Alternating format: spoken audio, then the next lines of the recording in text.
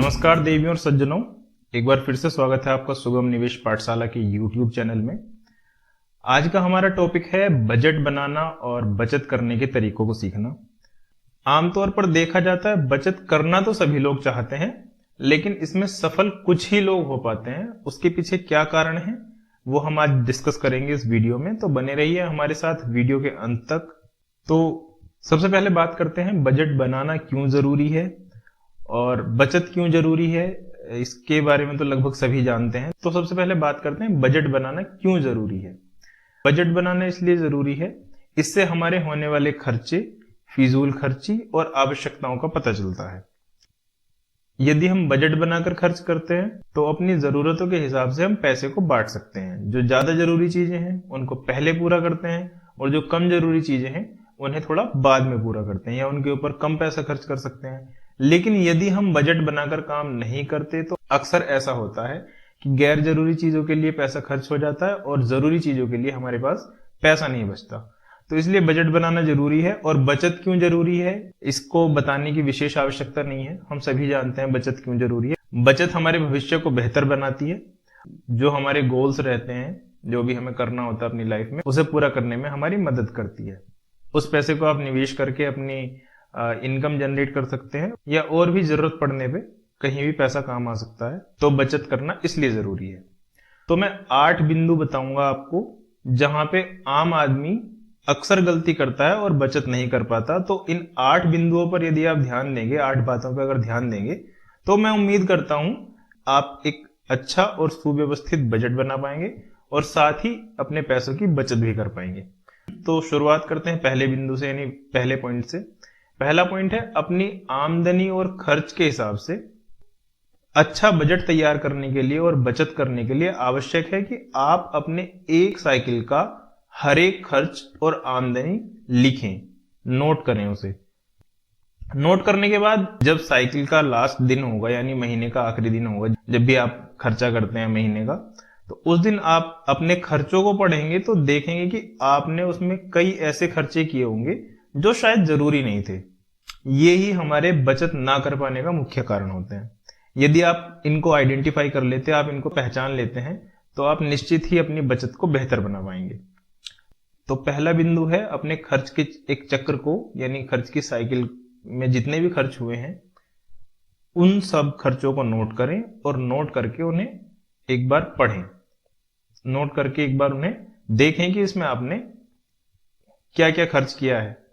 दूसरा पॉइंट है उसमें से गैर जरूरी खर्चे जो आपने नोट डाउन किया था, एक महीने का खर्चा, उसमें से पहचानें, उसमें से आइडेंटिफाई करें, उसमें से देखें कि आपके कौन से ऐसे खर्चे लास्ट महीने में हुए हैं जो गैर जरूरी थे, जिन्हें टाला जा सकता था या बचाया जा सकता था या उन पर कम खर्च किया जा सकता था। ऐसे खर्चे को आइडेंटिफाई करें। और तीसरा बिंदु आता है ऐसे खर्चों को हटाकर अपने अगले खर्च साइकिल के लिए, यानी अगले महीने के लिए बजट तैयार करें, जिसमें कोशिश करें ऐसे खर्चों को हटा दिया जाए जो गैर जरूरी हैं। एक अच्छा बजट आपका तैयार हो जाएगा। हाँ, उसमें थोड़ा सा मार्जिन रखें, क्योंकि कुछ खर्चे ऐसे होते हैं जो हमारे अनएक्सपेक्टेड यानी अचानक हमारे गले पड़ जाते हैं।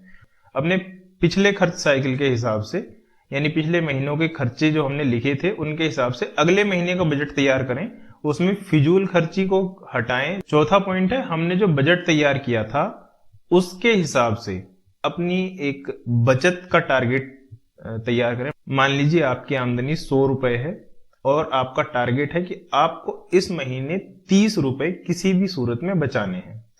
तो सबसे इंपॉर्टेंट और सबसे अच्छी सलाह है कि उन 30 रुपए को अपने जो आमदनी का दिन है, जैसे सैलरी आई या फिर जो भी आपका आमदनी का जरिया है, जहां से भी आपको पैसा प्राप्त होता है, उसी दिन उन 30 रुपयों को निवेश कर दें। यानी आप अपनी बचत को पहले निकालें और बचे हुए पैसे में से खर्च करें। ठीक है, अपनी बचत को निकालने के बाद जो पैसा बचता है उसी में आपको पूरे महीने का खर्च चलाना है। लोग सबसे बड़ी गलती यहां पे करते हैं कि पहले खर्च करते हैं और बचे हुए पैसे को निवेश करते हैं, या सोचते हैं कि हम लास्ट में पैसा बचा लेंगे। तो ऐसा संभव नहीं हो पाता। आप सुनिश्चित करें कि आपने अपनी बचत को, यानी मान लीजिए 100 रुपए में से आपको 20 या 30 रुपए की बचत करनी है। आपने सोचा हुआ है कि मुझे इस महीने 30 रुपए की बचत करनी है, तो आपने पहले ही वो 30 रुपए बचत के निवेश कर दिए हों या फिर अपने खर्च में से निकाल दिए हों। वो आपके पास अब होंगे ही नहीं तो आप खर्च भी नहीं कर पाएंगे। सबसे पहले अपनी बचत को निकालें, बचे हुए पैसों में बजट के अनुसार खर्चा करें। ये हमारा 5वां पॉइंट है कि आपको जो पूरे महीने खर्च करना है वो बनाए हुए बजट के अनुसार करना है, कोई फिजूल खर्ची नहीं। कुछ खर्चे ऐसे होते हैं जो हमें उस समय लगते हैं कि हाँ ये खर्च करना अच्छा है यहाँ पे, या फिर खर्च कर देना चाहिए, जरूरी है, लेकिन यदि उसी खर्चे को हम महीने के लास्ट में देखेंगे तो हमें देख के लगेगा कि ये तो हमने फिजूल खर्ची की थी। तो अपने बजट के हिसाब से खर्च करें, प्रयास करें कि आपका खर्च बजट से बाहर ना जाए। अब बढ़ते हैं अगले पॉइंट की तरफ।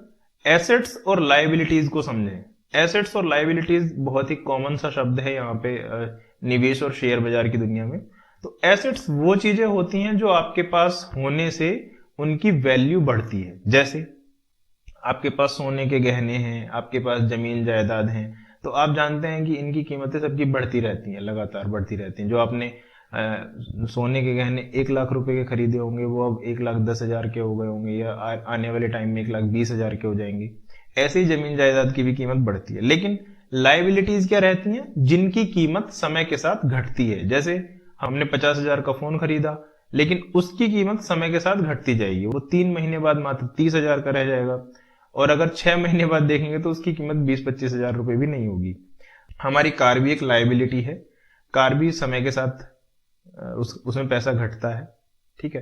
तो एसेट्स और लायबिलिटीज को समझें। आगे शेयर बाजार में जब हम फंडामेंटल एनालिसिस सीखेंगे तो हम एसेट्स और लायबिलिटी के बारे में अच्छे से जानेंगे, लेकिन अभी के लिए समझ लीजिए कि जो ऐसी चीजें हैं जिनकी कीमत समय के साथ घटती है वो हमें कम से कम रखनी है।